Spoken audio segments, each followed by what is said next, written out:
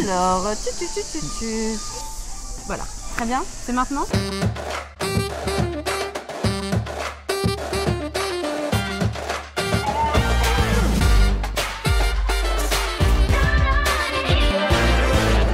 Je m'appelle Marie Blondel et je suis comédienne, metteur en scène et co-responsable artistique de la compagnie du Dagor.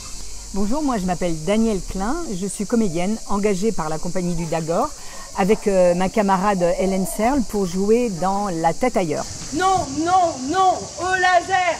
Oui, oui, oui, au chouette en l'air. La compagnie du Dagor, ça vient vraiment d'une bêtise de quand on était à l'école, parce qu'on a fait, on est trois dans la compagnie à inventer les projets. Avec Thomas et Julien, on a fait l'école de Limoges, l'académie.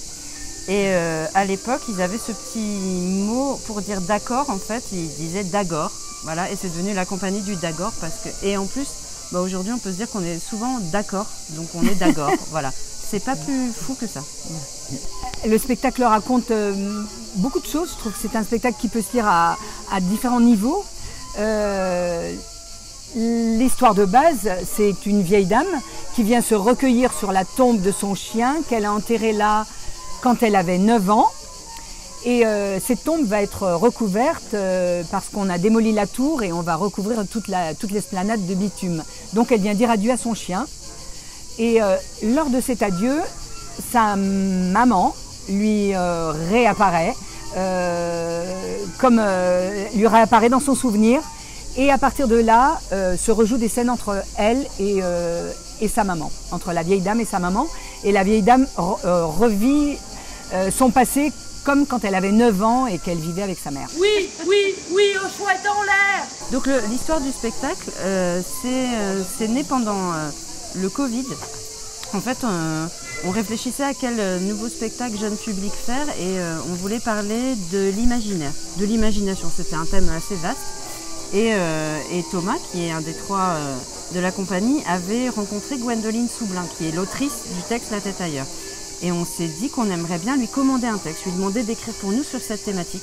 L'idée, c'était de faire un spectacle très léger. C'est-à-dire, on savait déjà qu'on voulait faire un spectacle sans décor, sans lumière, et avec des choses très basiques. Alors nous, dans la compagnie, globalement, on aime bien faire des choses assez simples et que les choses sur scène soient toujours utiles.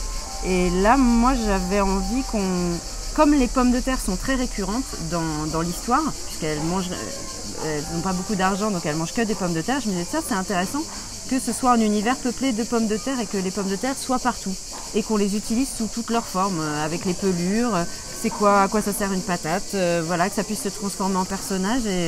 Et on s'en est réduit au minimum, c'est-à-dire une cagette de pommes de terre, qui pour nous est la cagette de pommes de terre de Voltairine, puisque c'est son métier. Et voilà, c'est tout. On a l'impression que quand on vient à Massalia, on a l'impression de venir chez des copains. Donc c'est vraiment hyper agréable de retourner. Donc là, cette année, on va y jouer au mois de mars. Et c'est vrai que toute l'équipe, avec le Dagor, en tout cas, on s'est très vite, très bien entendu. Donc là, ce sera le 3e spectacle qu'on joue à Massalia. On avait fait Culotte et crotte de nez, Victor ou la naissance d'une pensée. Et voilà, Massalia, c'est une vraie écoute et une vraie aide pour nous, en tout cas à titre personnel dans la compagnie. Et on adore y aller.